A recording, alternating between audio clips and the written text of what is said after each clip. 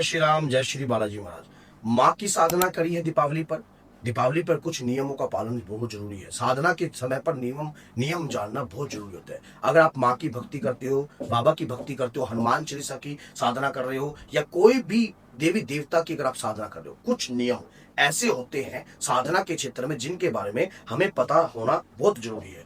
देखिए, साधना का जो क्षेत्र होता है वो एक आम आदमी से बिल्कुल हटकर होता है। अपने देवता का आह्वान करना, शरीर को आप कंटिन्यू अपनी भक्ति पूजा पाठ से अपने देवता को प्रसन्न करने का प्रयास करते हैं। दीपावली पर हनुमान जी की साधना करते हो, माँ दुर्गा की साधना करते हो, माँ जानकी की साधना करते हो, या माँ लक्ष्मी की साधना कर रहे हो।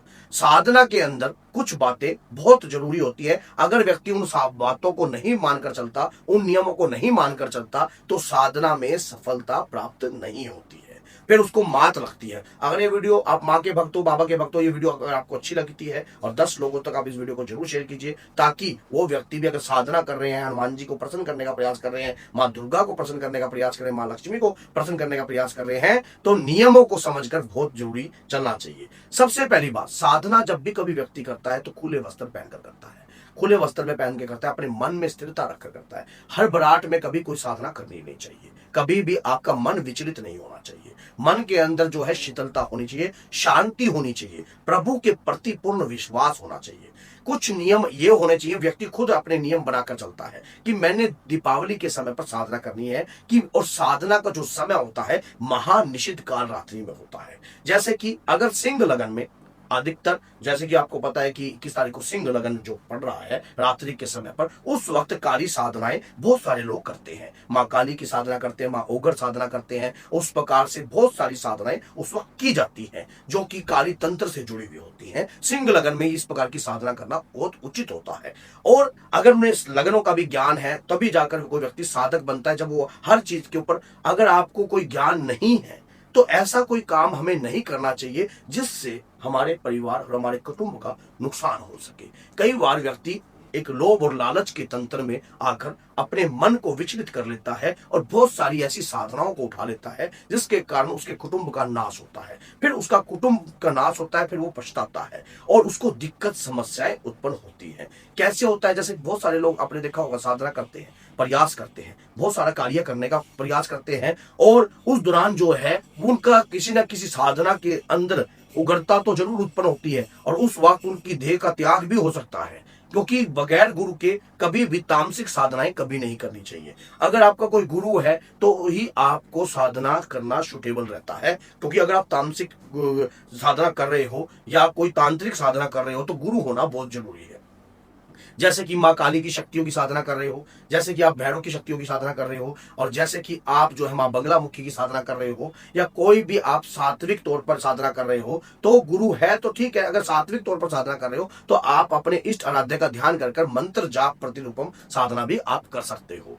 कई बार हमें उत्तेजना में आकर किसी भी मंत्र को नहीं उठाना चाहिए। जैसे कोई नया मंत्र, हम उग्र मंत्र उठा लेते हैं कोई भी, जिससे अभी मंत्र में शक्ति तो होती है, अब जो शक्ति होती है तो हमारा ध्यान, हमारा बुद्धि, हमारी विवेक जो है विचलित होने लग जाता है। मंत्र का जाप जैसा ही हम शुरू करते हैं, हमारी बुद्धि काम करना जो है छोड़ देती है और अचानक से हमारे शरीर के अंदर अलग प्रकार के विकार उत्पन्न होने लग जाते हैं। शरीर के अंदर अलग सी हलचलें होनी शुरू हो जाती हैं, जीवन में दिक्कतें समस्याएं खड़ी हो जाती हैं। साधना के क्षेत्र के अंदर व्यक्ति को यह बनना कर चलना चाहिए कि अपने इष्ट देवता पर पूर्ण विश्वास हो, अपने कुल देवता पर पूर्ण विश्वास हो, अपने कुल देवी पर पूर्ण विश्वास हो, और अपने पितृ देवता पर भी पूर्ण विश्वास होना चाहिए। साधना जो व्यक्ति करता है उसे अपने आप को बिल्कुल दुनिया से अलग बनाना है तो बिल्कुल शांत मन बिल्कुल रखना पड़ता है व्यक्ति को। बिल्कुल किसी भी प्रकार का क्रोध, मोह,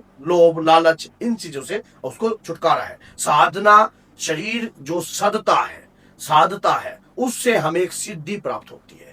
तपता है, जब कोई देखा ना, जितना स्वर्ण तपता है उतना ही निखरता है। जब हम अपने इष्ट आराध्य की, मान लीजिए एक भक्त साधना कर रहा है कि लगातार हनुमान चालीसा को सिद्ध करने के लिए, तो उसे गुरु की कोई आवश्यकता नहीं है। वो अपने इष्ट आराध्य का ध्यान कर या अपने किसी भगवान शंकर को भी अपना गुरु बनाकर वो हनुमान चालीसा का जो है पाठ कर सकता है।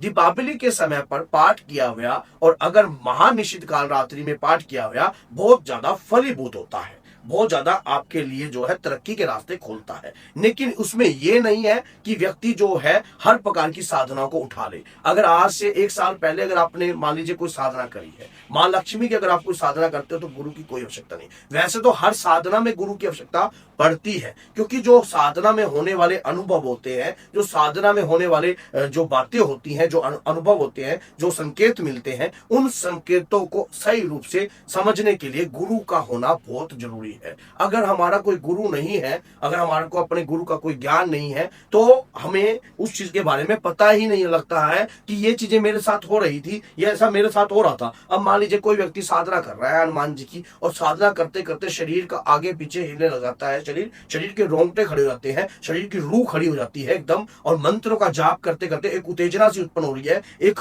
हंसी सी महसूस हो रही है, खुशी सी महसूस होती है। तो ये जो संकेत हमारी बॉडी के साथ जो रिएक्शन होता है या एक्शन होता है, ये किस ओर होता है? ये गुरु के, अगर आप अपने गुरु के साथ इस चीज का वार्तालाप करोगे तो आपका गुरु इस चीज बारे में बताएगा कि आपके साथ अगर ये चीज हो रही है तो क्यों हो रही है, इसके पीछे क्या रहस्य है। तो वो सारा डिस्कस जो है गुरु के माध्यम से होता है। अगर गुरु नहीं है तो आपको तामसिक साधना तो करनी ही नहीं चाहिए, कांटा मार दो।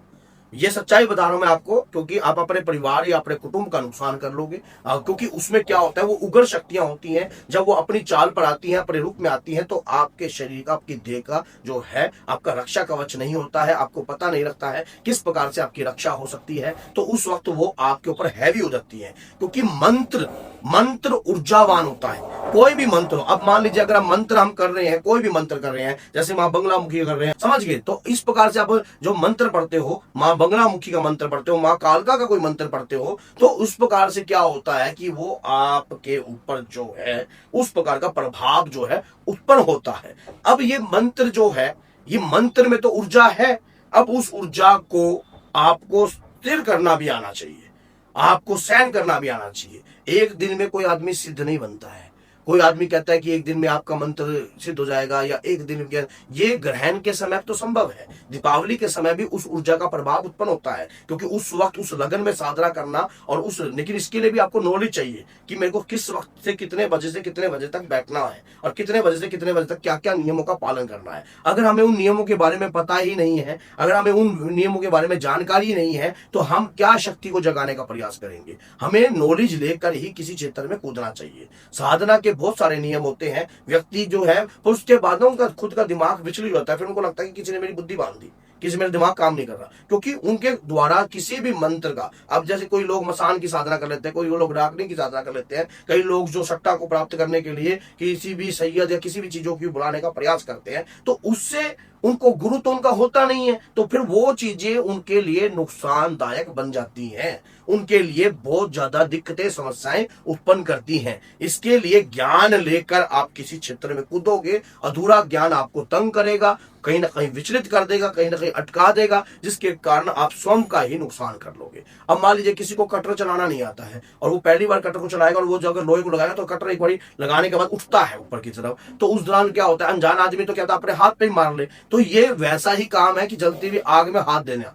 तो आपका अगर गुरु है, आपका गुरु समझदार है, तो अगर आपको कोई साधना करवा रहा है तो गुरु के सानिध्य में करनी चाहिए, उसके अलावा नहीं। ये वीडियो वाकई में आपके लिए भी हितकारी है और लोगों के लिए भी हितकारी है, तो जन के कल्याण के लिए इस वीडियो को आपको शेयर करना चाहिए। तो बोलिए जय सीताराम, जय माता।